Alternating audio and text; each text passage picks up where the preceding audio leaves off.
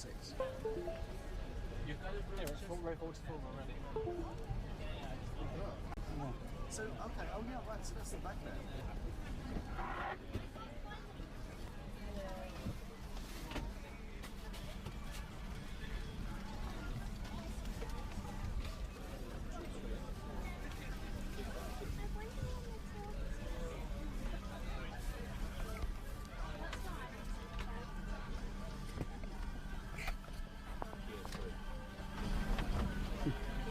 Yeah.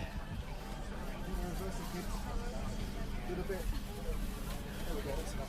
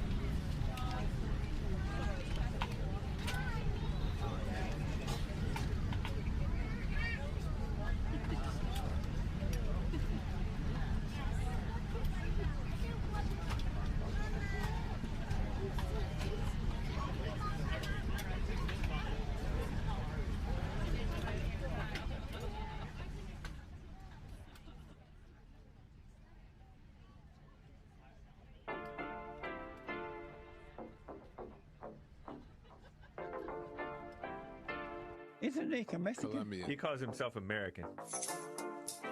What is this? Anchor Baby. And in this corner, it's the American Anchor Baby. Daddy's home. That's an offensive term. People find that hurtful. You mean it's not politically correct? Excuse me. I'll use the word anchor baby. You know, he's an anchor baby in Canada. Tell him we still rolling with Trump, too. Anchor baby, the whole thing sounds horrific. You're just making it sound like immigrants are these horrific, greedy people. Ustedes pueden aceptar mi negocio o aceptar las consecuencias. Plata o plomo. So you would be considered white, in my opinion. You the blackest one in this room. I then. think so. And what happened was his mama got pregnant on the other side of the border. And then a few hours before, just before it was time for him to pop out, she jumped across the border and let him fall on American soil. So he became the anchor baby. You don't call him the anchor baby for nothing. Amazing. We like this anchor baby, right?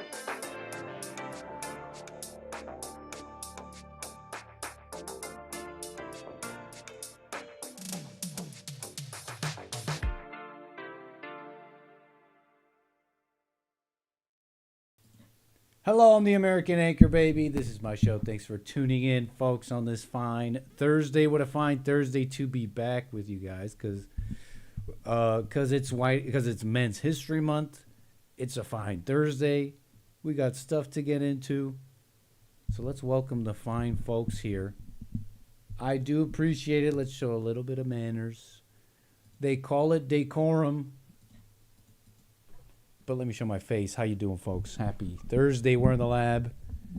We got some responsibilities to be attentive to in the lab. But that does not mean we're not together. How you doing? Appreciate it. Rumble.com/American Anchor Baby. My people on YouTube, thank you. You're saying hello. You're clicking the like button. You're not being rude. You got the number. 844-900-2229. If you got something. Wait, hold on. Oh, my bad. I thought I was not live. Where was I? 844-900-2229. You got something on your mind, something you want to talk about? By all means. That's the number. Okay. So appreciate the folks here. How you doing? The Cloud, the Hyena, the Pauline, the Mista, and everybody else. Okay. What else? I got all this stuff about that Lindsay Clancy woman. We never really got to finish that. I mean, we barely got into it. Did all of our other stuff. Dealt with our callers.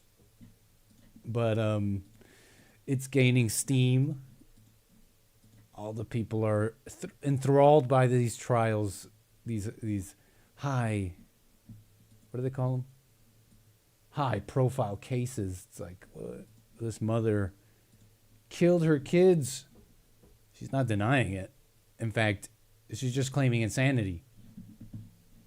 But the fascinating social experiment here that's been going on is all these women backing her up without any reason. So I want to show you some of that. Okay, we'll finish up with that. And then everything else, okay? Your calls, your super chats, buymeacoffee.com/anchorbaby.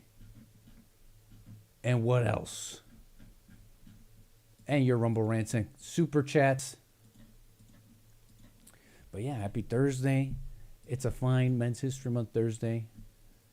And we're together tomorrow as well. Friday. We're in the lab again.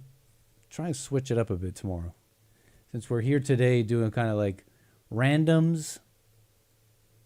So we'll see what we get up to tomorrow. But, follow, subscribe for all that. That'll be tomorrow after Open Line Friday. Fingers crossed for everything else. Wishing them well. I don't even want to say.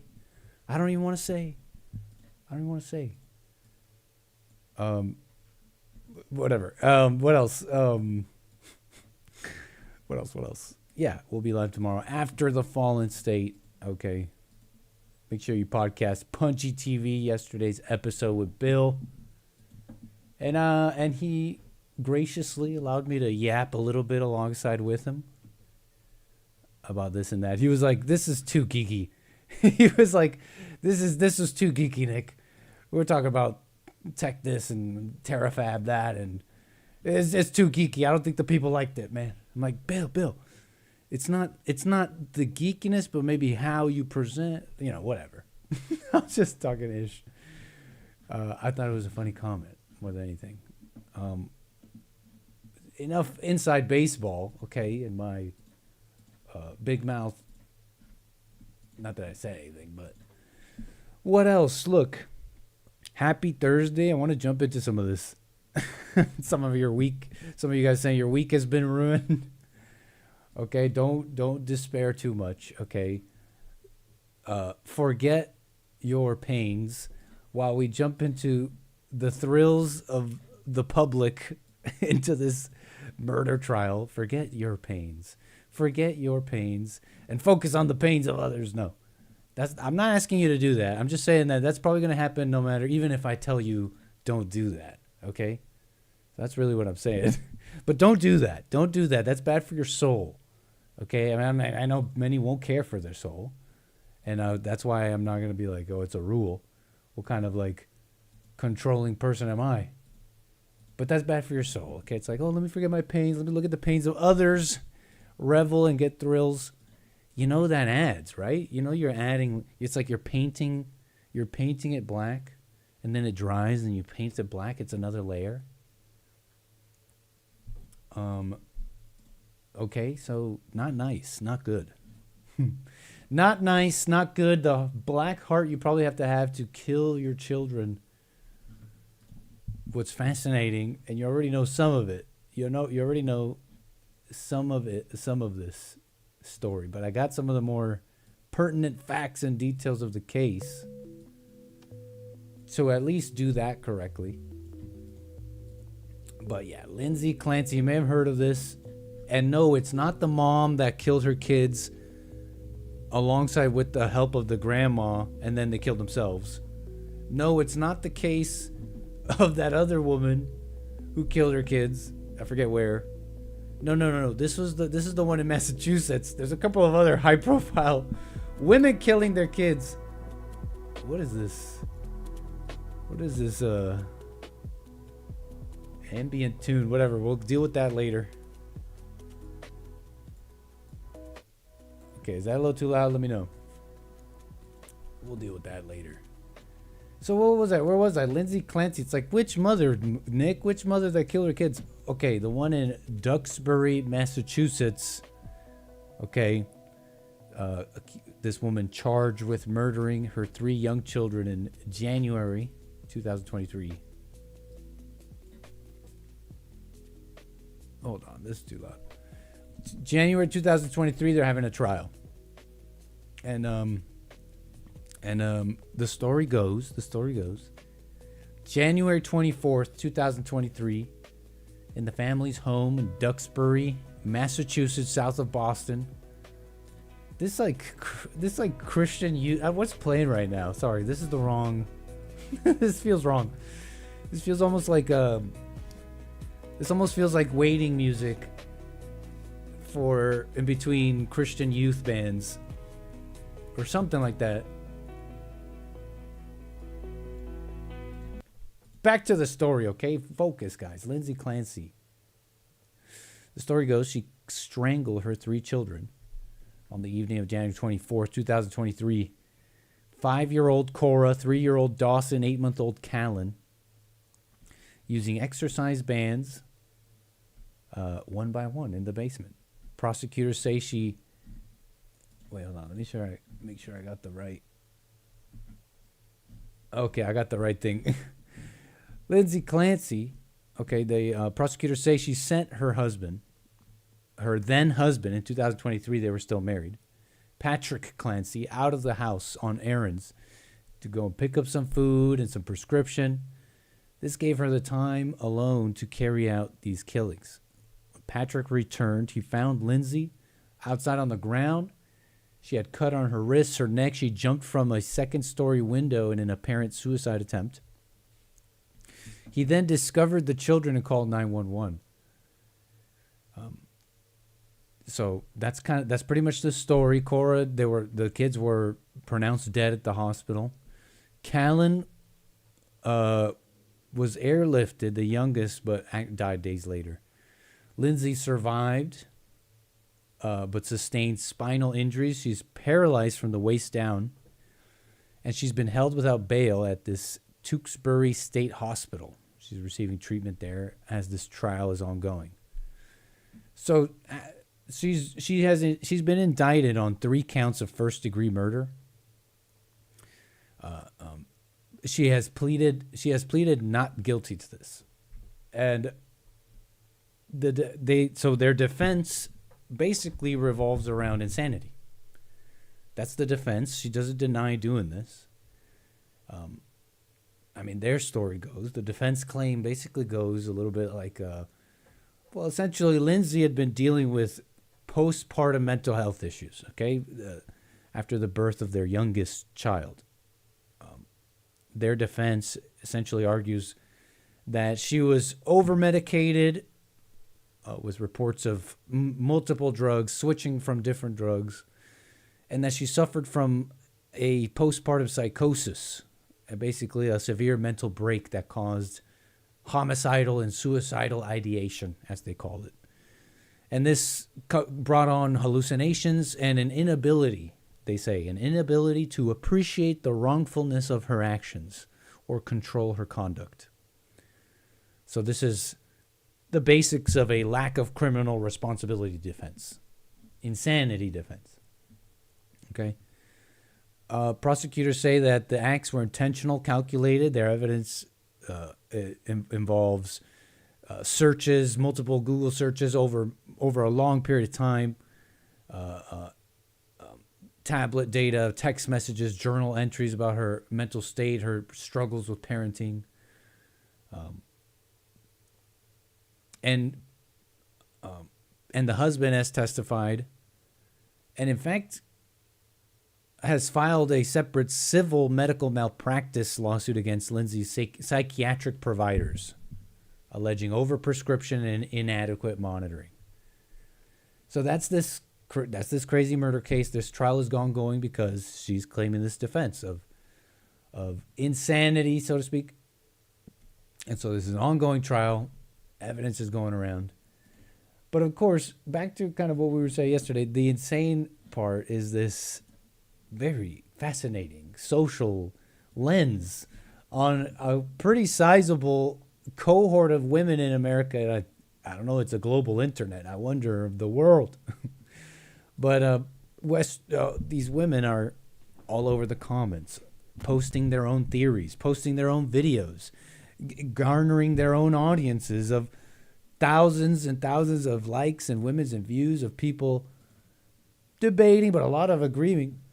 I'm talking about the people agreeing right now. Agreeing with these insane theories. Theories that don't even consider the case at hand. It's truly off the deep end. And this is a jury of your peers, right? They want to defend women like Lindsay Clancy. And you wonder, it's like, why? It's like, what are their reasonings? She's about to be jailed in life for something her husband did. You'll never make me hate Lindsay Clancy, which is like, let me not do the double thing. You know, it's like, yeah, you're supposed to not hate, but she doesn't know. New theory. He killed the kids. His was the voice she heard. He threw her out the window. She woke up and was told what she did, quote unquote. It's really off the deep end because, again, Lindsay Clancy, in this trial that is being televised, Lindsay Clancy has largely admitted to almost all of the physical acts of killing the children, debating certain facts of narrow mental issues and stuff. But the central question is criminal responsibility. And that comes from the defense herself, from Lindsay herself. The defense centers around criminal responsibility, whether she was legally insane and lacked the capacity to understand the wrongfulness, to control her actions due to mental disease / defect. The text of the law in where they are. So you see, this is like off the deep end. They don't even care about the pertinent details. There are thousands of women are triggered. Why? The reason? Because these are the eyes of a covert narcissist. We've all looked into these eyes before, right, ladies?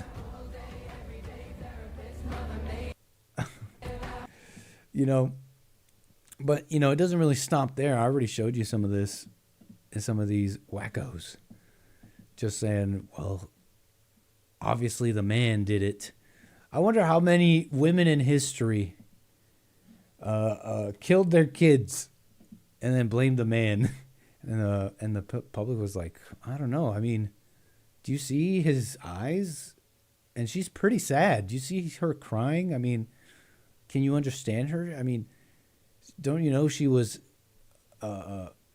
in psychosis post having a kid? That happens to women. And it's like the upside down world, which maybe at one point it's like, maybe this is like a vestige of women having a different position in society, but they don't anymore.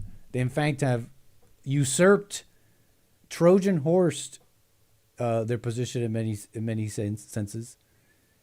By the Trojan horse being the claim of equality, not so.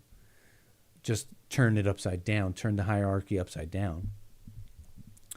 But the pretense of equality is still there. So that doesn't work.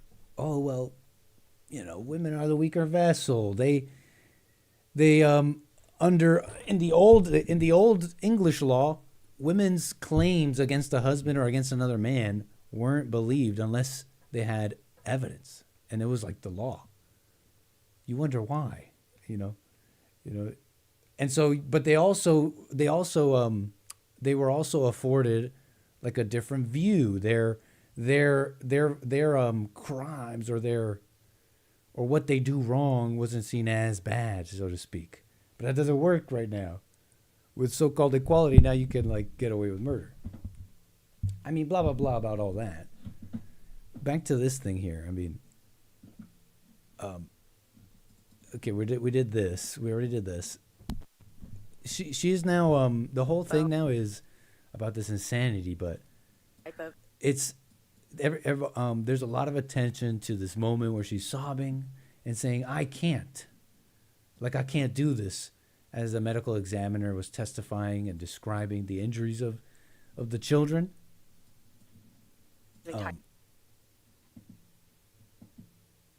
People are pointing this out as like part of this image, this unified image that her and the like defense team is trying to put out of real emotional distress over this, right? The type of IV they put directly into the bone on her right lower leg.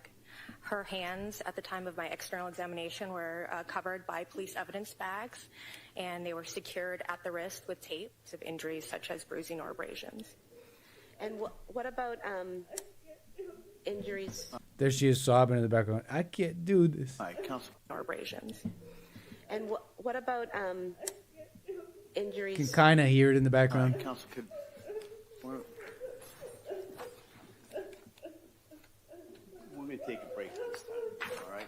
All right. Sir, close your notebook. Place them on the chairs, please. Let's wait for you. If she crying, she lying. I mean, I might be judging. Like, I just don't know what kind of crying that is.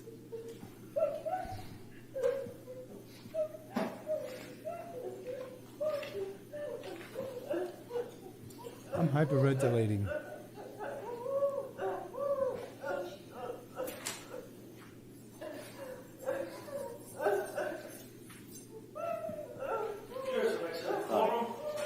Recess for a few minutes. I'm going to come back. We'll speak to counsel in regards to schedule. Okay. The mama rubbing her arm. Schedule. Look at there. To, it's okay. It must be hard to kill your children. And the comments and the whole thing is centering around her medication, how sad she is. And people are like, don't you understand? How can you not understand that this person was crazy medicated, was sad? And it's like, what the heck? Haven't we been doing this for decades? Haven't we doing this to boys, to young children, like for years and years? But this woman here, it's like, wait, hold on. This is messed up, guys. We're over-medicating people, guys. Come on. And then they pull out this whole list of all these drugs that she switched on Zoloft, Seroquel, blah, blah, blah. And then look at this. This is extreme.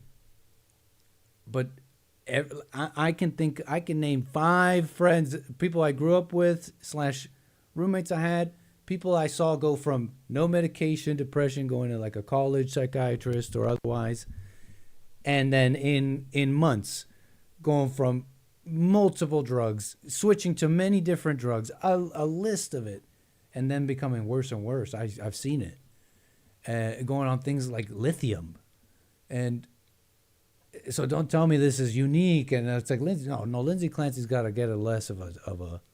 You gotta get less. You gotta go easy on her. You see this list of drugs?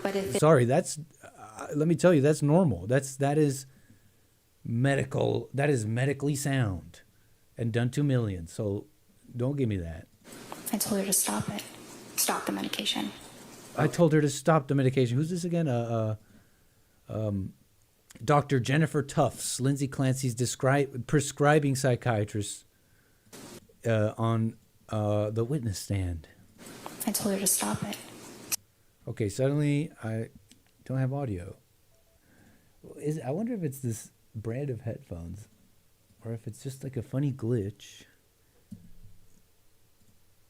But I recognize the glitch now. Stop the minute. Obviously, you guys can't hear anything. I mean, you guys heard that, I didn't. That's terrible. That's terrible. All right. Here we go. Medication. Okay. I told her to stop the I medication. told her to stop it. Stop the medication. Okay. Now, Zoloft being an SSRI and a patient that is taking the Zoloft, and 0.05, we spent Friday afternoon going over the drugs, and 0.05 milligrams is the lowest dose and all that. That's the dose that is prescribed to people, invariably, correct? It goes up to 200, but that is a starting dose. For pretty much all of you psychiatrists would agree with that, right? 0.05, right? 50. 50, okay. And you then told her to stop? Yes. What does it mean to titrate something? To slowly increase the amount. What do you tell patients when they're on an SSRI as to weaning them off the SSRIs? Depends what the dose is. If it's a high dose, you need to slowly decrease the dose, so kind of the opposite of titration. But if it's a low dose to begin with, you can stop it. Are you supposed to tell a person that's on an SSRI to stop immediately or to slowly withdraw from it? At 50 milligrams, it is perfectly fine to stop it immediately. So you didn't have any concerns at all about telling her to immediately stop taking the Zoloft? So, they're like really grilling her. It's like, well, I mean, did you see it was wrong? And it's like, whatever. I'm not sure myself. It's kind of a little snippet. It could be that she saw something wrong, was like, stop it, or Lindsay was like, I don't. And that's, by the way, that's reported. That's in the trial and reported. And Lindsay was switching between many different medications. Not uncommon. I've seen it in other patients, but that she was just had a problem with the side effects. Felt like a zombie. Even her husband said that. And so you could see a doctor also hearing such a thing and saying, well, you could just stop. If the side effects are too much, you could just stop. So that's what that told me. But they're focusing on this, saying, well, this is so wrong. I mean, how can you be over medicated? Again, this is like regular, par for the course how they do this. And furthermore, not really a good justification for like not being guilty. In fact, insanity is not a good justification for that. If you're too insane that you can't control yourself, you can't be in society. If you're so insane that you can't stop yourself from killing someone and doing this stuff, you can't be in society. You deserve maximum penalty, in fact. It's just society's for those who want to be in it. I mean, that might sound harsh, but you do have a responsibility. I mean, you get yourself, you allow darkness in, and it builds and it builds, and you got some inkling. You got some inkling of, I shouldn't be hating. I shouldn't be so mad and just like everything, being a problem. In fact, they didn't tell her that. They didn't tell her you're bad and you're hating, you're any of this. They told her you have postpartum depression. How come? Why is it that so many women get postpartum depression? It's like, and then they'll tell you it's just this mysterious mental illness, and we're still trying to figure it out. Okay, but if we can't, okay, fine. If that's a mystery, you know, it's not a mystery that that so many people are having emotional instability with their kids. I mean, you would just call that irresponsible in a man. You would just call that irresponsible, a bad father, or otherwise in a man. Maybe there is something medically, but you still are responsible of dealing with your medical stuff. So with so many women with postpartum, it's like it tells me that so many women are quick to anger, emotionally unstable, and unable to handle their children, unable to handle the responsibilities of children, and the not so positive moments of responsibility. And then they got these, I don't know, call him a white knight, simp, I don't know. It's how he comes off to me. You got these guys saying, hey guys, can we have a moment of understanding? Let me show you a recording between I think his ex-wife or maybe wife, when she was going through postpartum, so we can all understand Lindsay. I do wonder, what's the conclusion? To let her off easy? Like, I'm about to show you guys what real psychosis looks like. A phone call recording of me and my wife, so you guys can actually understand what Lindsay might have been going through and what her mindset was. Hello? Hello. No, stop acting like that. Are you at the house? I'm at the house. Yes, and I know. I was born February 14th, 1991. I have the Providence Eye. Okay? I'm sorry you hate to admit that the country that they just blew to smithereens, that Israel stole, is actually the goddess. And I'm not going to let you guys take it because it's the end of the world. Literally, if you don't come what are we supposed to understand here? I haven't even said anything. I've been quiet. I've taken abuse. I've taken abuse, so much fucking abuse. This is insane. But She's then not saying my eyes anything. started hurting really, really bad, and they started blacking in and out. And that's what Why I isn't said. he stopping her? Why isn't he saying, this is insane? This is insane. No, I'm not insane. I'm going to leave you in this room alone with your insanity. It's like you back people up with their insanity all the time. We call it love. We're like, let me listen to you. No, I'm listening. Like, you could be calm. You could be calm. You definitely want to be calm, non-combative. You definitely want to understand this person's in a psychosis or something. So it's not about like reasoning. But what's this whole thing? It's like you just like boost people like that, you know? Like, let me listen. Like, leave her with her insanity. You can't help her. And I'm just not so convinced by this totality of insanity. There's a sliver of you that knows what you get out of acting crazy, that knows what you affect, and it desires it. It desires that. Say something, and I thought you took off and ran. Don't ever do that to me, because obviously you don't value life. You don't value this earth. My dad, you know what I am, Kevin, and you're not nothing to me. My family knows who I am. And try me, because like I said, there is no capturing me and putting me somewhere, and you can't keep these hola. It's anger. And I thought he gave his take on this, but he just shares this whole call, and it really is totally just insane. But what's the lesson, I'll show man? you guys what real psychosis. What real psychosis looks like. Real psychosis can't be around kids, can't be free.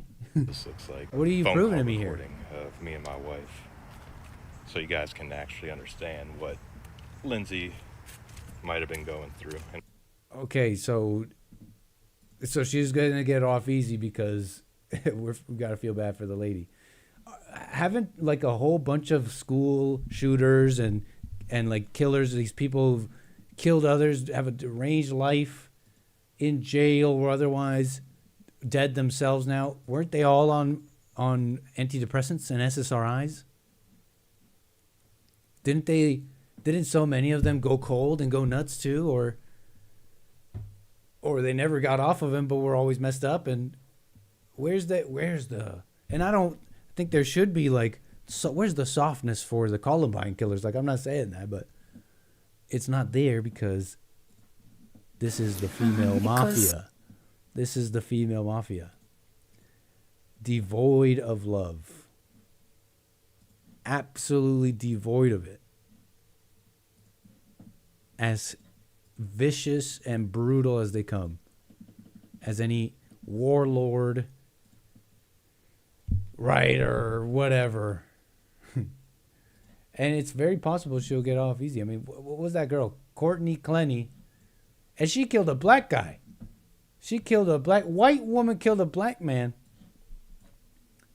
Tell that if you were ever wondering about the hierarchy in our society, or I don't know, something about that. That's less of the point, but the details on this Courtney Clenny woman. OnlyFans star Courtney Clenny learns her fate in stabbing death of boyfriend.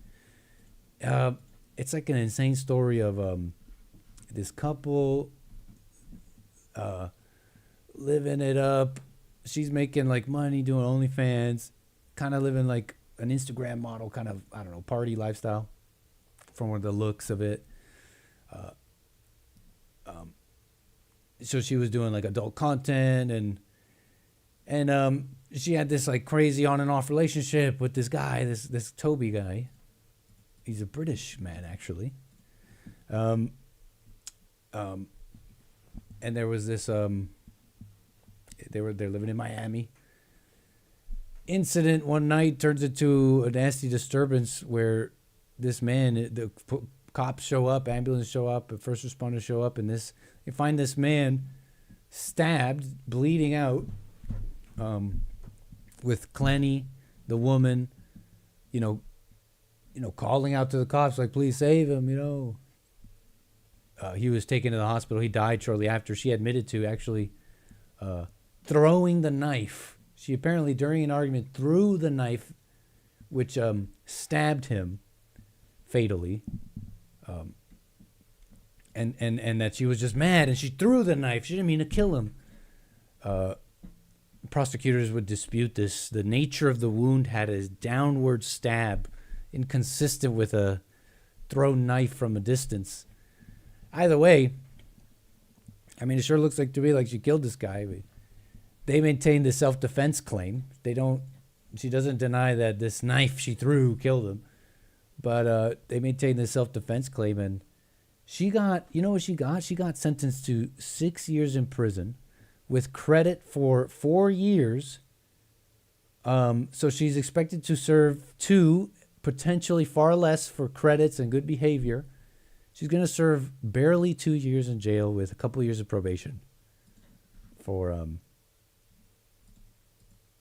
what looked pretty nasty to me. But I don't know. I know less about this one, right? Maybe it was self-defense. But what else about this? Whatever. Enough about all that. The female mafia, just some stuff people were all into, and it was kind of, it wasn't thrilling for me in the same way. It's just like, look at how blind they are.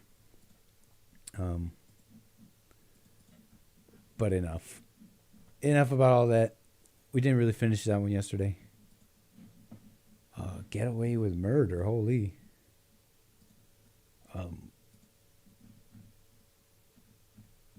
But you get it. Were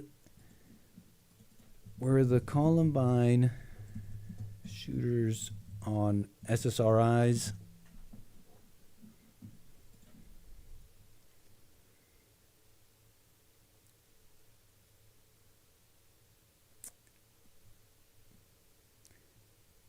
Okay. SSRIs, selective serotonin reuptake inhibitor.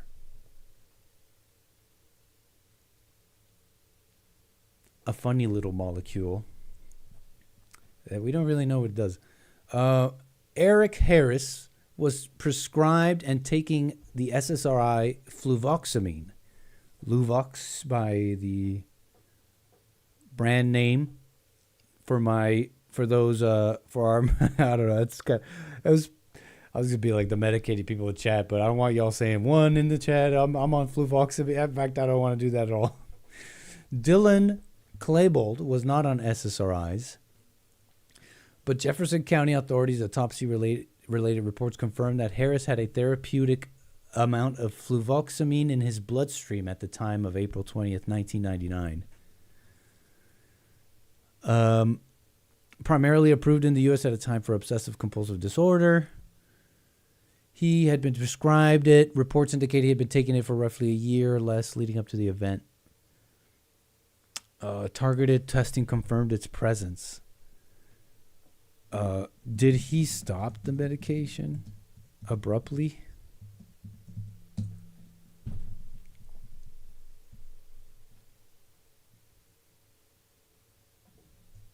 And one last question. Out of the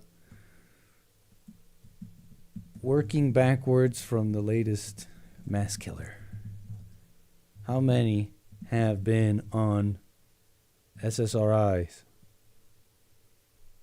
on antidepressants? Probably all of them, huh? Haven't they all like been on those medications at one point? No evidence Eric Harris stopped taking fluvoxamine abruptly. So, there you go.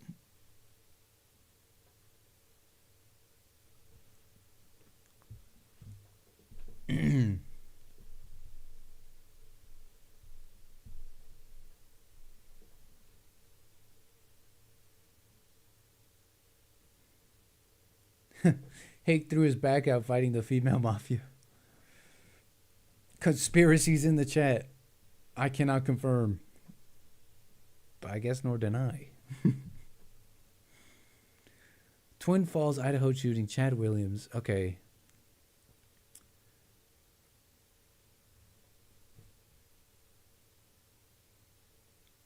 Some people have tried them. Terrible. Okay.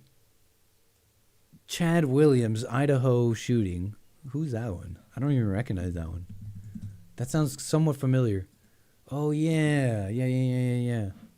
Who did he kill?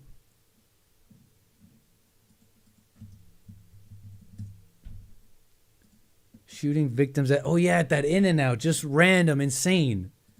Yeah. Just like totally... Just comes out AR-15 shooting. And like people in an In-N-Out and otherwise. Yeah, Chad Williams. I'm trying to get the info here. Public reporting so far has not confirmed any antidepressant or psychiatric medication use. At least in this one. Interesting. What a mess. You know, it is like a... It is interesting to note that they're on it. To say that it would cause it,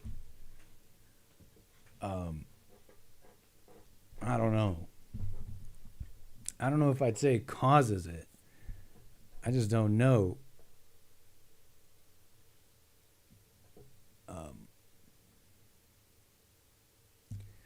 I bet you it's something like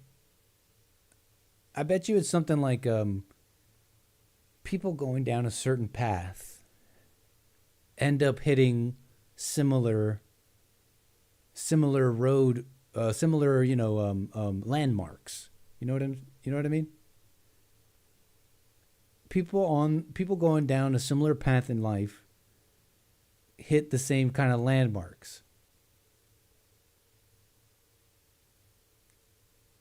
And I think that's what's going on basically a bit. An individual, particularly with feeling particularly isolated and angry, maybe finds themselves seeking help. And again, what's the common thing medically, etc.? They end up on antidepressants, but they never find that help.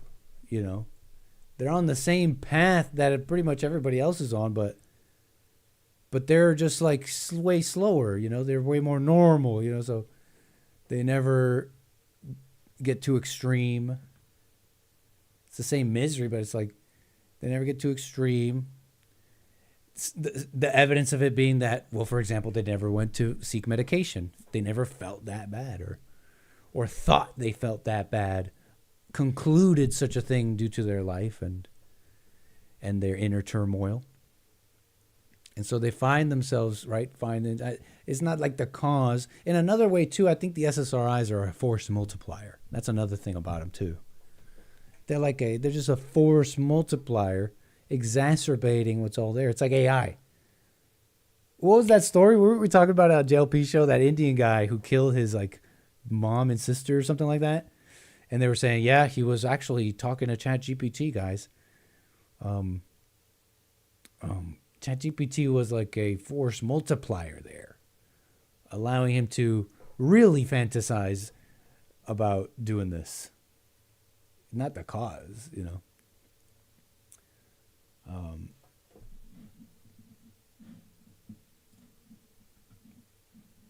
But yeah. What else about this? I think we're done with all that. That's why Jesse's unmatched with this, with what's going on inside of you. That's why he's unmatched with what he says about what's going on in your inner world, and how it should totally reorder your whole thinking of life. I'm seeing even some people in the chat saying like, you know, I hope one day I tried some of this stuff. It doesn't work. You know, hopefully they make something that works. And I just wonder, like, works for what? You know, you're still under this framework that what? You have a chemical imbalance? That you have a biological problem? You know, Jesse reorders your whole beginning point where you wouldn't even think such a thing. I don't think. I don't think you would even think such a thing. Like, I'll just wait for this other compound to help me. It's like it even leaves space for something to be wrong with you biologically. But the first order is your reaction to it, not you being subject to these feelings, and even further, and I say with a question mark out of not knowing medically, and the medical world doesn't know if it's an actual biological problem. Your first order is, well, I can still react to this better. You could be in like absolute pain, and that would still order you in a better way. You know what I'm saying? Like,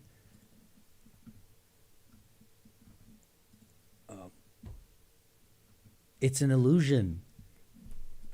It's an illusion. It was a thought.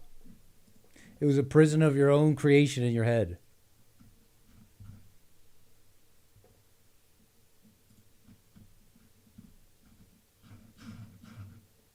And that's also why I don't think it's like,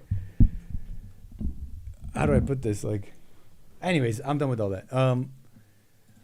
Amazing. Can we do some randoms? Okay, stuff we didn't get to this week. Didn't really fit anywhere. I think I got something for everybody here. We won't go too rapid fire, but we'll see what we got to say about it. But it's a little bit of this and that. Let's run through it. Kind of Friday style, you know what I mean? So tomorrow we got to see if we can maybe do something different. But we're in the lab, and I think we got a little bit of this and that. I think we got a little bit of something for everyone. Videos, and where do we start? I mean, did we ever get to this illegal bat purchase? I know you've already seen this. Why you filming? From there, you fucking car. Hey, why you filming it? I'm meeting my friends. But I was trying to get the details here, because I know you've seen this, but I don't think you know the details. Like, did this guy get arrested or not? And I had that somewhere.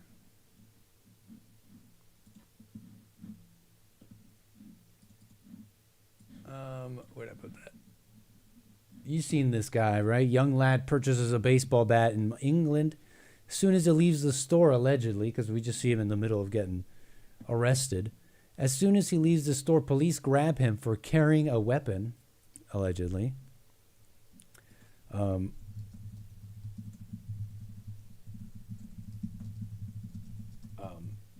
You may have seen this.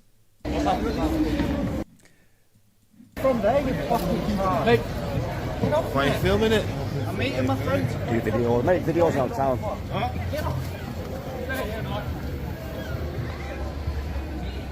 Hey, protect yourself. Protect yourself. Protect yourself, says somebody, and it's significant to me. I'm wondering who's saying that. Hey, protect yourself. It's like someone off camera. He sounds a little foreign to me, I gotta say, but also maybe just sounds French. So it could be white. You're wondering, Nick, why does race matter to you even here? Look, just calm down for a sec. I'm just wondering something, kind of a side note. We'll get to that later, but protect yourself. They're telling them. Protect yourself. Protect yourself. Protect yourself. Protect yourself. Mate, what have I done? Protect yourself. What have I done? Protect yourself. Policeman out here. What's happening? I want to know, what do you guys think you should do? Because I'm talking with a buddy, and he's actually saying no. I'm like, because I was saying, this guy saying protect yourself. I wonder if he's like a foreigner and like has more of a penchant to resist such a thing if he believes it's an injustice. Meanwhile, personally, I think it's like too late. You got to like go to court or something. You know, you got to like defend it in a different way. You might make it more of a problem by resisting this officer at this moment. And my buddy, who's normally, well, I don't know about normally. Look, my buddy, he's just like, I don't know, pretty civil type person. Like, no, never mess with the cops or anything. He was saying, no, actually, in this situation, you should kind of defend yourself, fight the cop a little bit. And I'm like, I don't know about that. What do you guys think? Hey, protect yourself. Protect yourself. Protect yourself. Protect yourself. No, this is in Britain. I don't know exactly where, but this is in Britain. Protect yourself. Mate, what have I done? Protect yourself. What have I done? Protect yourself. Policeman out here. What's happening?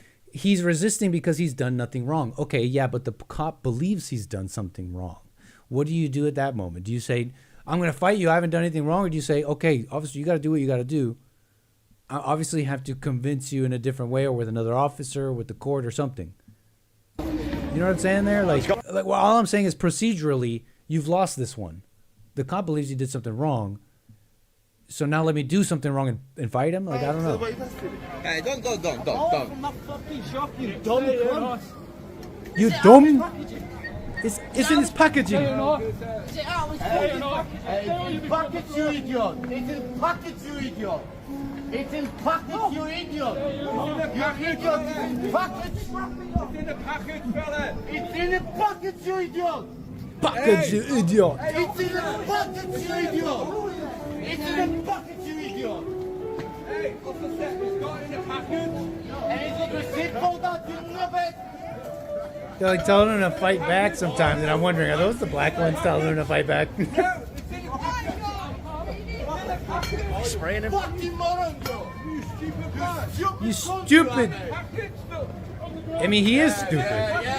If it's true that he just got it and it's in the packaging, which I tend to believe. I believe because I actually have the info. I'll tell you in a sec what happened with him. It's in the package. It's in the package, you idiot. It's in the package. It's in the package. It's in the package, fella. It's in the package, you idiot. Hey, fella, it's in the package. It's in the package, you idiot. Don't you see?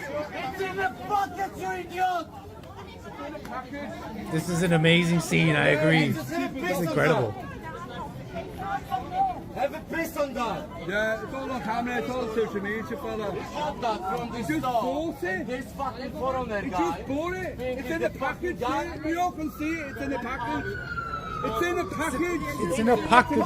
You idiot. Yeah, go on. You idiot. Yeah, of course. Yeah, the number again. Yeah. It's in the package. Move back. Yeah. Move back. And see, now he's being aggressive with these cops, and now they have no idea what to think. They're like, okay, look at this crowd. You know, what are they supposed to think? It's in the package, you bought. Is he supposed to teleport home before he takes it out the package? I don't know. It's insane. And if you're trying to point out how ridiculous this is, and how ridiculous the laws are and police are, I agree. 100%. Move back. No. It's in the package. Tell that. Yeah. My secondary point was, okay, now that it's happened, now that they've seen you, now that the laws are messed up, and now that this little guy has seen you with a bat and has decided you committed a crime. I was asking, I mean, I found a lot more people divided on this than I thought. And so I was just wondering. It seems pretty obvious to me, like, no, I'm not going to fight the cop. Okay, I'm going to prove it some way. I mean, I don't know. I mean, at that point, I might be thinking, some might think, well, take it to court. I mean, that's too late. You know, what if they convict me further? And it's like, who will defend me? I wouldn't think like that. There's cameras. I know it sucks that you'd have to prove it, but like, once it's happened, what are you going to do? Fight him? Like, that doesn't seem like the right thing to do. I said, So you get it. move back. Listen to what I'm saying. Because of what?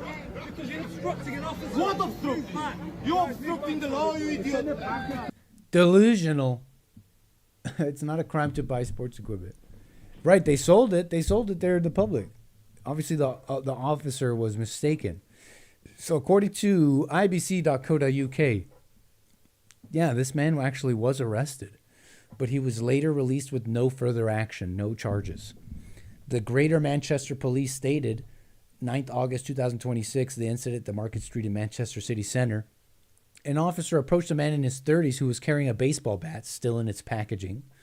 The man refused to engage with the officer.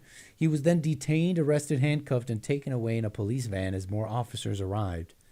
After further checks, police established the bat had actually been purchased the previous week, not moments earlier, as some viral clips and commentary suggested. No intent to use it as a weapon could be proven, so no crime was committed. He was released with no further action.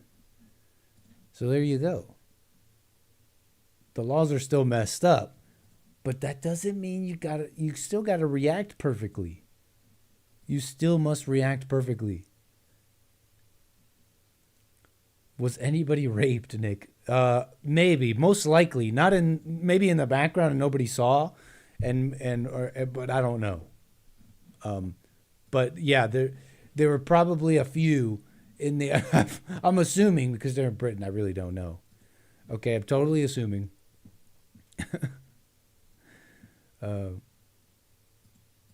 But yeah, probably somewhere nearby, without anyone's knowledge. Sadly. But okay. Let's go a little bit more rapid. That's the bat one for y'all. The ICE agents. Okay, hold on. You guys been seeing this? Hold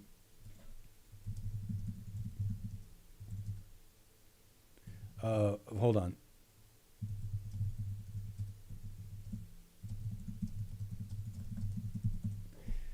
Now, where was I? Hold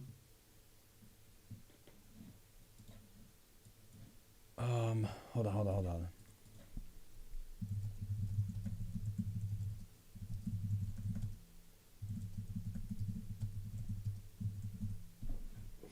Yeah, you've been seeing, I don't know if you've been seeing these videos of, this or that immigrant or person detainee by ICE on camera with a sob story and with an ankle monitor. Received the letter Tuesday. I don't know if you've been seeing these, but I've been seeing these more and more. Yeah, I received the letter Tuesday. They tell me she can't speak English. But this Haitian woman they tell me if I want to take $2,600 and go to Haiti, or if I would stay here and be arrested and put that ankle monitor on my leg. Hold on.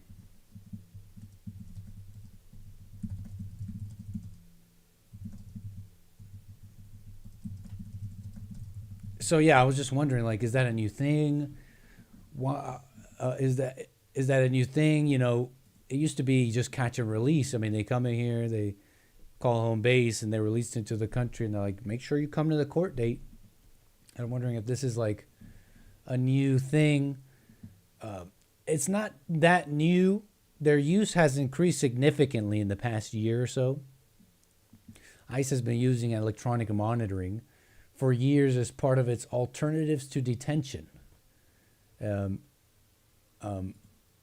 It's basically, you basically don't, there's so many illegals, there's no space to detain them all. But initially it was just like, we'll just release you.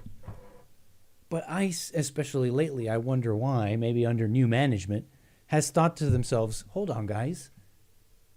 We have the technology. We don't have to just throw our hands up and be like, well, I mean, if we don't have the facilities. All right, make sure you come back to the court date. Oh, darn, our country is being demographically changed irreversibly. They're like, hold on, guys. Let's be a little creative here. You ever heard of ankle monitors? So it's not totally bad. You know, initially you might think, well, what? They're just giving ankle monitors and allowed to be free, detain them, deport them. It's a messy thing, man. It's a messy thing. I'm not happy about it. Trump's done the most we've seen out of anyone. That's just a fact, okay? You don't have to be happy about it. You don't have to be like, okay, I'm satisfied. You can be like, I want more, fine. But the fact remains, they've done the most about it. And this is part of that. It's a messy thing, and you can't detain them all, but I'm seeing them all with like ankle monitors, and I'm like a little happy about that. I'm a little bit happy about that. Haitian man collapses to the ground in tears.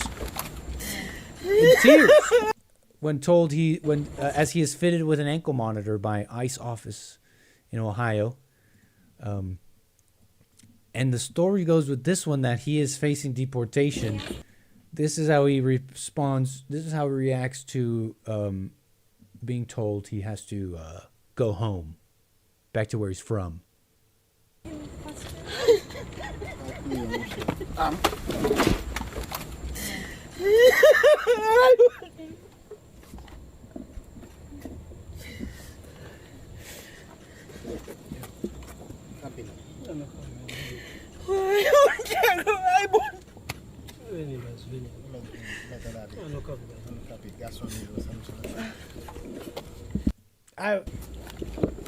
I mean, maybe you'd cry too. Maybe Haiti sucks. I hear it sucks. So maybe you'd cry too, but I'm just saying. That is where they're from. But, and apparently they're trying to really, they're really trying to get the public against ICE because, you know, it's been somewhat effective with their protests and all that. Getting them to believe they're just killing people in the streets indiscriminately just because they're brown. There's all these headlines coming out about the racism of ICE agents. Okay, hold on.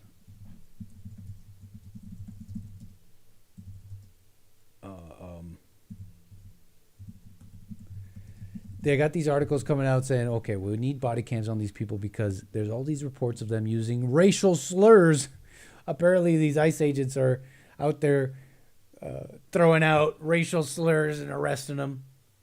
Now, I don't think we should be, you know, cruel, hateful, but, you know, soldiers, cops, everybody knows in these very confrontational situations, in a very manly confrontational situation, you might use these big man words.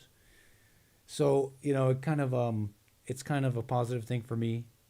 It allows me to say based, and that's funny, I guess, because our ICE agents are out there like, hey, you, something.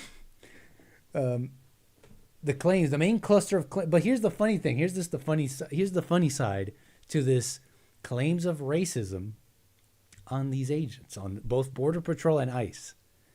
And they're trying to do this like media campaign to get you incensed against these racists who are using slurs. Can you imagine that? So in your head, you're like reading this, you're like imagining these white people going around just like, hey, you dirty, whatever.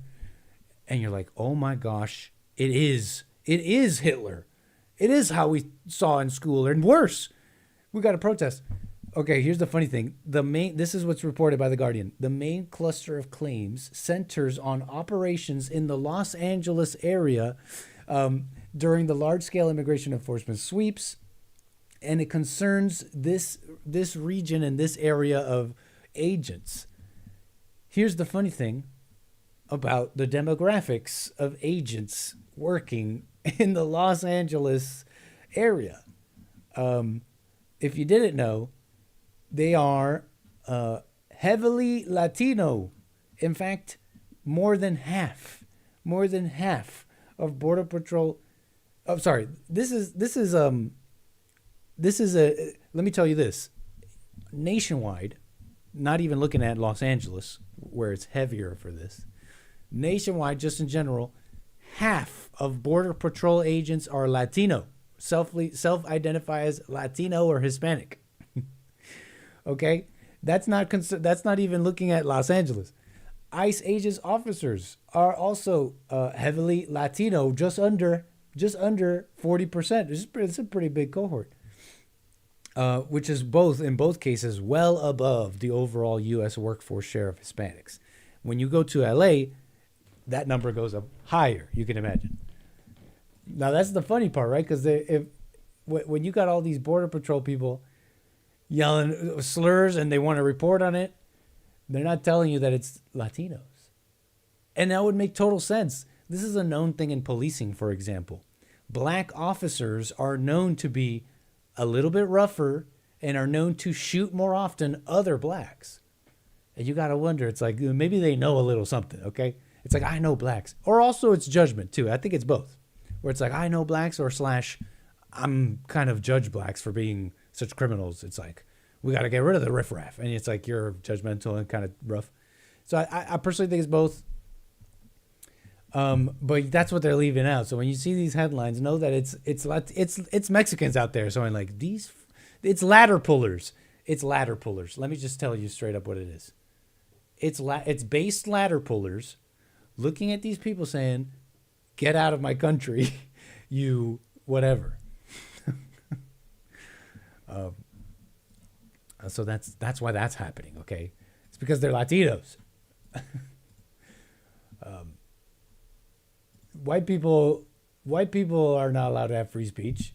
They've been beat down on that. Okay, they've been trained well. Not the younger ones. They're angry, so they don't care. But yeah, that's the story on that. That's just the truth. Tell me I'm lying. That's the facts. Alrighty. That's the facts. Appreciate those coffees, someone. Hey, buymeacoffee.com/anchor, baby. Someone with the coffees. And I appreciate the support. Let me see. Anything else here? Pardon. Francisco with the super chat, sir. Thank you very much. 2 of them. One I missed yesterday, I think. Francisco says, when she's crying, he's got big eyes telling you, looking at you like you know how that ends. And yesterday, Francisco with the super chat said, April called me a Jew. Ban her. What's wrong with being called a Jew? You don't love the Jews? I think I called her Catholic. And so I apologize, I apologize for calling you things you don't want to be called. Catholic, Jew, whatever. But that's it. Appreciate the support, y'all.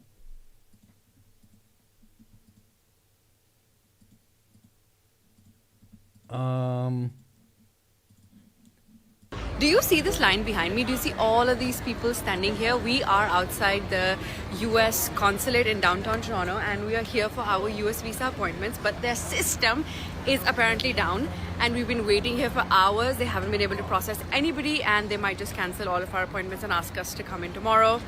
I hope you don't have a US visa appointment. If you do, you might not have it today, maybe tomorrow. Yeah, that's on Front Street, Main Street. Where is that? U.S. Consulate, Toronto. I mean, I've literally been here. I recognize that building. U.S. Consulate. On University Ave. Oh, yeah. Yeah, I've definitely been here. It's pretty nice here. Do you see this? It's a pretty nice area. I've never seen lines like this. I mean, I went to go renew my passport years ago. I remember they told me, "Oh, hey, American, here's your passport. By the way, you got to sign up for the selective service, and it's totally optional." I mean, I'm just like this guy. I'm just like, how old was I? Must have been like, I don't know, like 18 or something. And they hand me this little yellow piece of paper. It has this like U.S. stamp on it. Looks real official. And they're like, "Hey, by the way, you got to sign up for the selective service." I'm like, "Oh, cool. What's that?" Okay, well, it just means that we can draft you for a war. It's optional. You don't have to sign it. But if you don't sign it, we have to arrest you or something like that. It was something like that. It was something like serious. And so I'm like, okay, I signed it. I walked away. I honestly think this is happening. I really don't know. I think this is happening over there because of Trump. People standing here, we are. This is that like what they're doing effectively versus what they're saying they're doing, and that they're doing a little bit of that with the Trump administration, from what I've gathered. You know, being pretty much very establishment, saying, "Oh, we need we just don't like." You can come in through the front door, just not the back door. And in fact, we need you coming in through the front door. We need skills. We need skilled workers, blah, blah, blah. But meanwhile, they are jamming up the H-1B stuff, denying 97% of refugee claims, getting rid of every single Biden TPS and temporary protective status and before that. And there's constant reports of canceled, jammed up lines and people not being approved for either a visa, different kinds of visas and otherwise. So I really don't know, but I think this is Trump's doing. U.S. consulate in downtown Toronto, and we are here for our U.S. visa appointments, but their system is apparently down, and we've been waiting here for hours. They haven't been able to process anybody, and they... That's just my opinion. I don't know. All those reports of that stuff.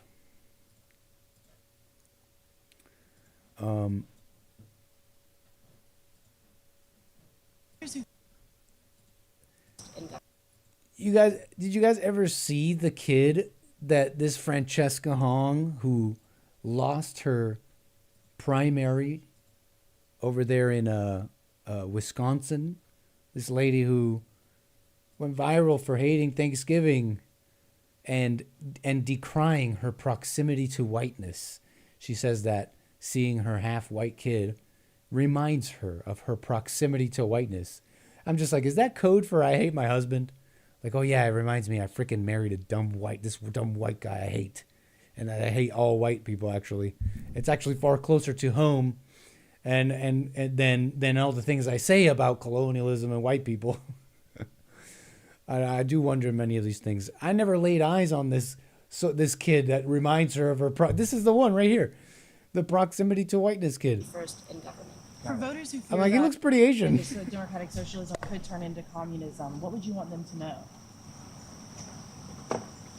No. This is a state where we still have a $2.33 tip minimum. Look at that proximity to whiteness. Wage and $7.25. Look at that half-white yawn. Minimum wage. I think it's going to be pretty hard to turn that into socialism soon, but what we can do with this campaign is make sure that we're fighting for the policies that working class people first, and we're fighting for a $20 minimum wage. It's just working, guys, it's just working class. It's just rights for working class people and a $20 minimum wage. You people think, what do you think we even want? What is it that you people think we want? It's just that we just want health care, minimum wage, and rights for the working class and white genocide. Okay, but that's necessary.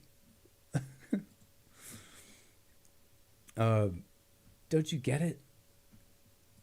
That's freaking necessary.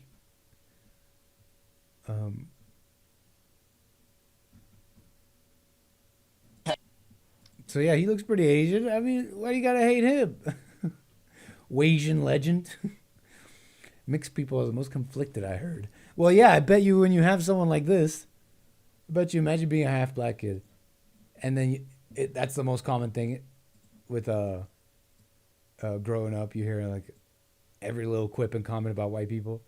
You're like, wait a second, I'm half white. No, I'm black. I'm all the way black, and you deny your white side. Probably with parents like this.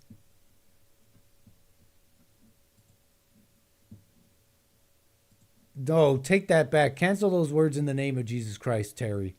Future Elliot Rodger here. Oh, Elliot Rodgers was a Asian, right? The supreme gentleman. He was a Asian. Mass killer. Was he on SSRIs?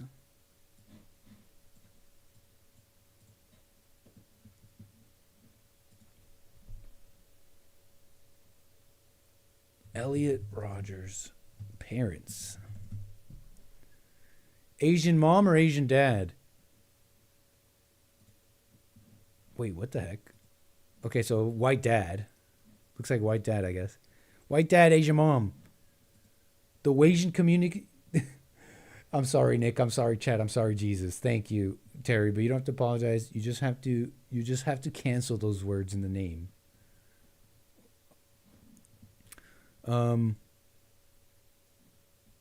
Terrible.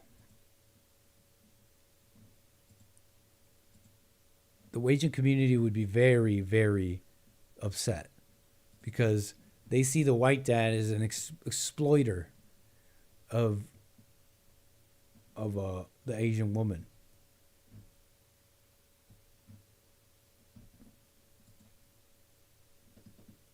We're fighting. But I just wanted you guys to see, in case you were wondering about her proximity to whiteness kid. That's the one. I just wanted you to see him, lay eyes on him. Francesca Hong. Husband. Matt Morris. Do they not share the same last name? Green lines in this pic. I gotta say, green lines in this pic. Impeccable. She is leaning way in. He is the anchor. The pillar. Okay. Green lines. Pretty darn good here. Doesn't really mean anything, though. I don't think.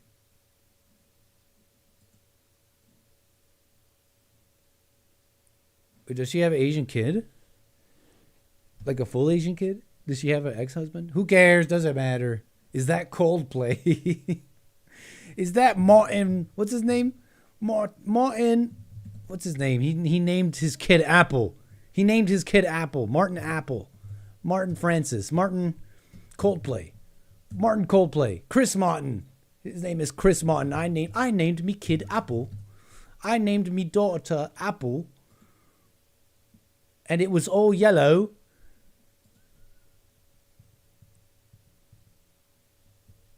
Apple Martin with me bat-ish insane wife, the goop lady Martin. Everybody knows what I'm talking about. Gwyneth Paltrow.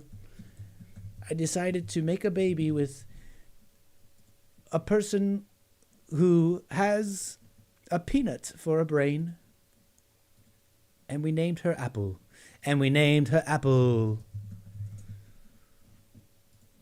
Anyways, sorry. Side note. Moving on. I'm sorry. I don't know.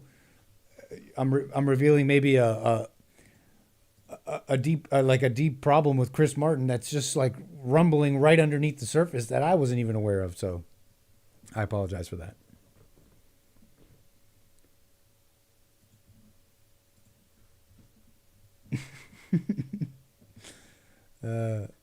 What are you talking about? Apple Martin?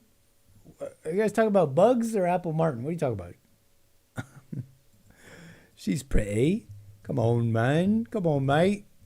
She's pretty. She's got a little insect separation of her eyes, but so did Uma Thurman, right? And she's a beaut. Okay. Anyways. I'm sorry, Chris Martin. I'm sorry. I sincerely apologize, Chris Martin. My bad.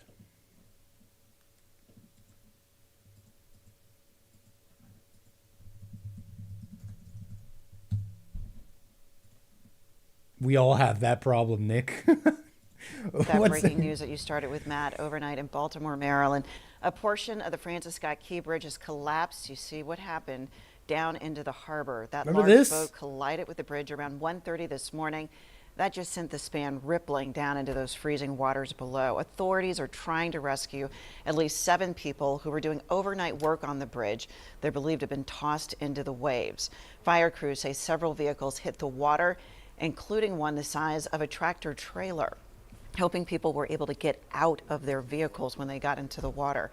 Divers have been dispatched into the water for what is now being called a dire mass casualty. I'll never forget, they're saying in the chat, the Francis Scott Key Bridge. Remember this? What happened again? It was like... We got some new video just in. Oh, I've never seen this angle.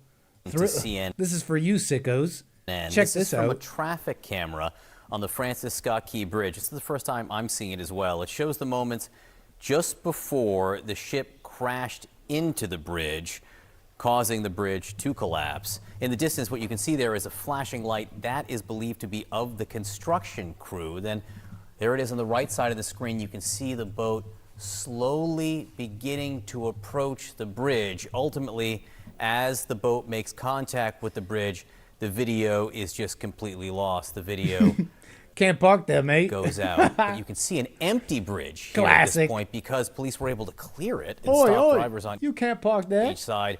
But you do see the lights of what is believed to be that construction crew. Oh, we don't see it collapsing from this angle? That's no fun. But, yeah. 2024, March 26, a Singapore-flagged vessel, the container ship Dali, lost electrical power, propulsion, and steering while departing the port of Baltimore and struck a critical pier of the Francis Scott Key Bridge. Large sections of the bridge collapsed into the river. Oh, darn. 6 workers died. 1 worker seriously injured. You know, the National Transportation Safety Board determined the probable cause was loss of electric power from a loose signal wire connection to a terminal block. It stemmed from improper installation of wire label banding during the ship's construction, apparently. There were contributing factors like the limited recovery time due to the ship's proximity and the bridge's lack of sufficient countermeasures against impact by large-going vessels. That's what they tell you. You know, the story was DEI Campton. The response was, but also the bridge was not constructed terribly well for what the area was being used for and what it evolved into. Blah, blah, blah, right? Why am I bringing it up again, though? I had just learned kind of a little fascinating factoid about its reconstruction. Debris removal and channel reopening happened relatively quickly, according to this Wikipedia thing. Pre-construction design, foundation, power work related activities have been underway. The new bridge is planned as a larger, more resilient cable-stayed structure. Here's the kicker. The target, the initial optimistic goal to finish this bridge was 2026. After multiple delays, the target is now late 2030, December 2030, not the earlier optimistic goals. Imagine that. A couple of delays has now left the Francis Scott Key Bridge in this state. And it's going to remain like this for years. Possibly even past 2030. Who knows how that'll go. If these delays are any indicator, they're not good. And then I learned another little factoid.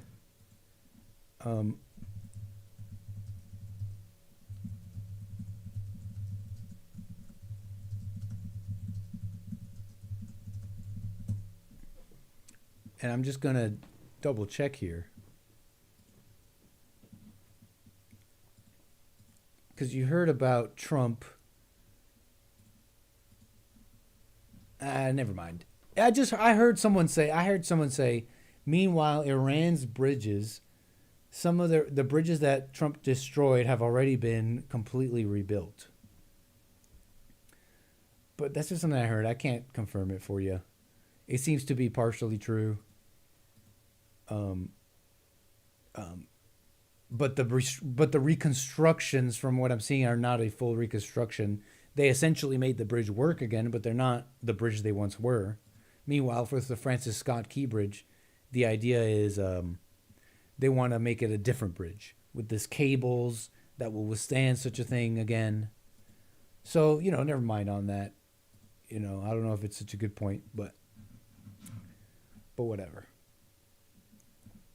Yeah, prefab bridges, as they're called. So I don't know if it's fair to make this comparison of like, well, I'm sure DEI and it's not the best quality of stuff and we got to turn it around, but I don't know if this is a fair comparison. Like, oh, well, Iran built their bridges back and we can't build back the Francis Scott Key by 2030. So there you go. Okay. I don't want white people. Charlie Kirk versus roofers. Back when he was around. Never saw this personally.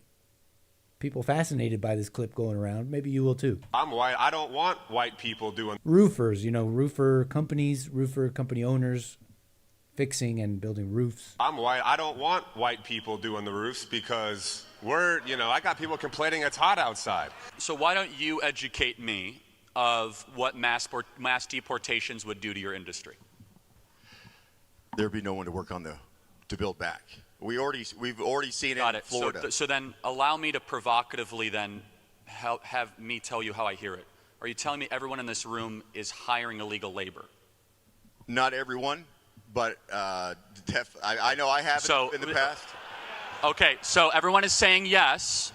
So, and again, you guys can boo me off stage, and I want to respectfully have it. And if I'm wrong, come to the mic. So is everyone here in this room committing a felony? Yes. Okay, good to know. You have proven a very a depressing point that we are not a nation that wants to have immigration policy. We just aren't. We're not. Like, we are not tough enough or strong enough to have mass deportations. We're just not. And I thought that we were, maybe, but maybe we could have a couple months of it. And look, as far as the compassion thing, I look at it, why is it not compassion to send them back to their country of origin? Why do they have a right to come to our nation? A nation has a right to be able to invite, be able to reject people of their choosing. And as far as the Christian standpoint of it, in Deuteronomy, in Ezekiel, all throughout the scriptures, there's plenty of examples of repelling people from coming to your nation and prioritizing them in your homeland. I'm white. So, yeah, pretty interesting clip that was going around. And, this Andrew says that a few weeks before Charlie was killed, he gave a speech to a conference of roofers. Other clips I've seen of this, of people posting it, they say that Charlie was trying to give a Christian basis to supporting mass deportations. So I don't know if he was at a Christian thing or a roofer thing, but maybe it's both. Like he was at a roofer thing and giving a Christian reasoning that supports mass deportations, right? And I was thinking to myself, I never really saw the guy. I had my own judgments, like, establishment, kind of like the Republicans are now, Democrat light, not total enough to stop anything that's happening, but like essentially right. But anyways, those are my judgments. But I was thinking to myself, the fact that he actually did this, if he went around trying to make this like Christian argument for domestic deportations, that's like more, people talk about doing stuff, do something, have an opinion. James Hake, what are you, Fed Center? What are you, how come when people ask you stuff, you're like, I just claim no opinion. What good are you? It's like, you people don't even know, you don't know. Stop pretending like you know the answer. Okay? James is being honest and and you can't. It's like I already trust that more. But anyways, not about James. Look, what I'm saying here is people talking about be effective, etc. You know how, you know what that would, you know, like that's actually that would like change people's minds, or like, how am I saying? This would like mobilize Christians because they're waiting for like a Christian response. It's someone to give them this thing. Meanwhile, someone like me would be like, ugh, why would I ever want to do that? That's like, I have to like be this intellectual and basically try and convince you something that's obvious. It's like, thank you, Charlie Kirk. You know what I'm saying? Like going out and like trying to talk to the people and like, well, let me tell you why. And then Deuteronomy and stuff, I'd be like, ugh. It's like, you know what? Like that's what's it called? Campaigning. That's like the whole thing. So that was one thing I was thinking of. And then of course the like elephant in the room, the roofers, the company owners. And I have to imagine, I don't know, was this a TPUSA thing? Like, are they conservatives? Are they all Trump supporters? Let's assume that at least half are like conservatives, Republicans. We really can't. This is why we can't do mass deportations. It's like Trump, sure, but Trump is responding to this. Trump is just being the president, but he's responding to this. He's like, my people, my constituents are like, no, actually, don't do that. We're trying to still make some money. So Trump is like, I got to do it on a longer scale. I got to rip the Band-Aid slower. Meanwhile, it is ripping a Band-Aid because you got to go through pain as the economy restructures and you have less economic output. There be no. But yeah, pretty fascinating. They're like, no, I don't want white people doing the work. I'm white. I don't want white people doing the roofs because I got people complaining it's hot outside. I don't even get. It's like what? And then what else did they say? It's just like we can't afford it or something. Did they even really say why they support the illegal work? You know what I mean? Did they even say? I don't know if they even Everyone said. is saying yes. Because Charlie was just asking him, hey, so are you guys committing a felony? So what a mess.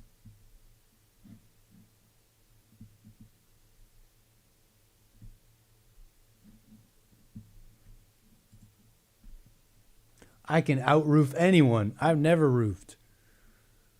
I got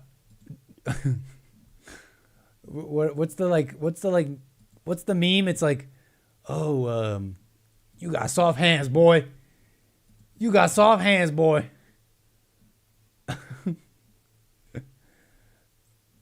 You got soft hands, boy. I mean, I've worked.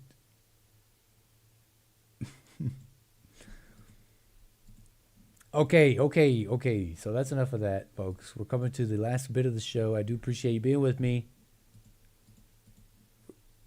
We'll be together tomorrow for more American Anchor Baby after The Fallen State. Thanks for your super chats and your support. Nick, you have the look of a roofer. Nice. I think.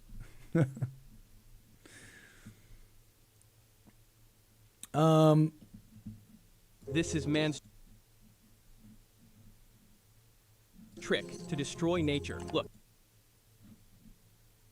Do you know about clearing chains? You guys know I like industry jargon. You know I like little forays into industries of the world. And jargon. You just never really know how people do stuff. And it's sometimes surprising. And then you see it and you're like, oh, that makes sense. That is the way to do that. Have you ever heard of a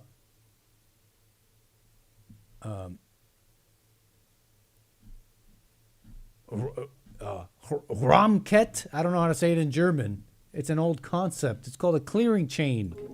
Don't make the mistake of considering this a normal chain. This is a 10,000 kilogram heavy iron chain, which is used to clear forests. It is so heavy that it uproots everything that comes in its way. Now the question is, how does such a heavy chain move? Actually, this chain is tied behind 2 bulldozers. As soon as the bulldozers move forward, this chain rubs on the ground and clears the trees, plants, and bushes in a few seconds. This process is called chain clearing.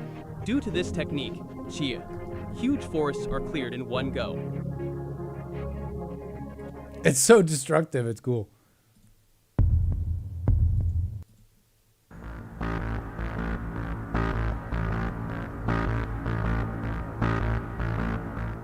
There are a number of benefits to using bulldozers for land clearing. First, bulldozers are very efficient machines. They can clear large areas of land quickly and easily. Second, bulldozers are very versatile machines. They can be used to perform a variety of tasks, such as felling trees, uprooting stumps, and clearing brush. Third, bulldozers are relatively inexpensive to operate.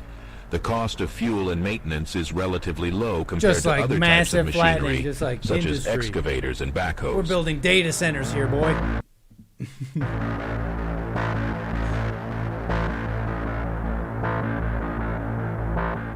Forests are often located in areas that are well suited for farming. When trees are cleared, this land can be used to grow crops or raise livestock. This can help to feed the world's growing population. Yeah. Just show me you clearing it all. I'm scared. I'm scared. Deforestation can It's like thread. You ever see that? I had sisters growing up. You know threading? You know what threading is? It's kind of a fascinating little thing. Apparently thread can like rip off hair really, really effectively. I don't even know how it does it. I really don't know how it does it. But girls get thread and then like do these swiping motions to their hair on their body, or your hairy arm as a brother, and they just like rip off a bunch of hair. Okay, but like on a massive scale. Maybe. Also create jobs and boost the economy. In the United States, for example, the forest products industry employs over 900,000 people and generates... It's not really clearing, it's just knocking stuff over. Yeah, it's pretty crude. It's $100 crude. billion in economic activity each year. I just didn't even imagine. This is why I like industry jargon stuff. I'll show you guys. I just never even imagined such a thing, that they were doing it and how they cleared areas. It's just, imagine, I don't know, they're chopping it down, saws. No. They stretch a huge chain and just flatten it all up. And then you see it and you're like, oh, yeah, that makes sense.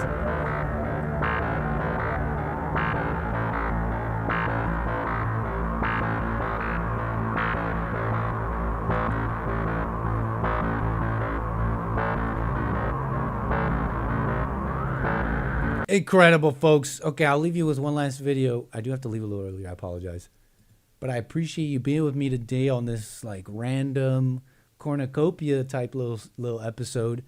Stuff that we didn't get to in the week. Usually we leave it for Friday, but I'll do something. We got some interesting stuff for tomorrow that we might have to spend longer on.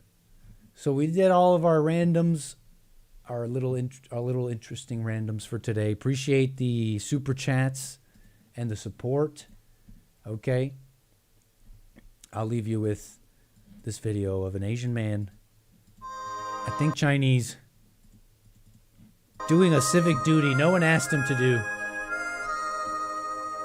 Doing a civic task or civic duty no one asked him to do.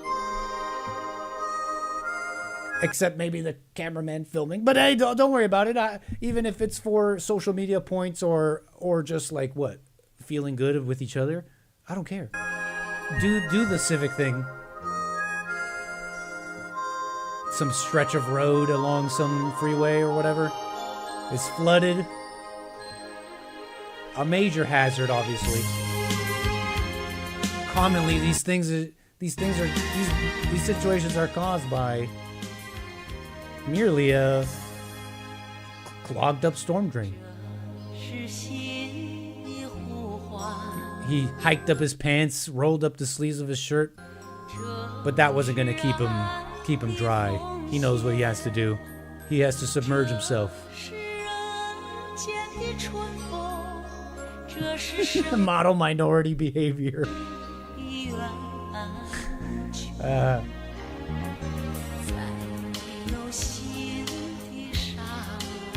For those missing this Asian music too, by the way, for those missing their fix, this is for you.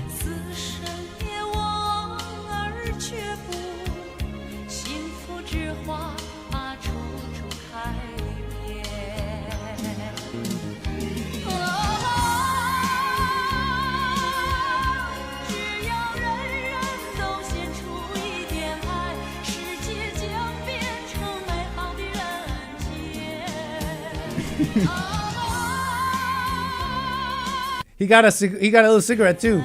You saw that, right? Some, I don't know, onlooker. He's like, look at this citizen. Look at this absolute citizen, sir. What can I get you? He's like, nothing. It's okay. I don't need anything. He's like, here, have a cigarette. Okay.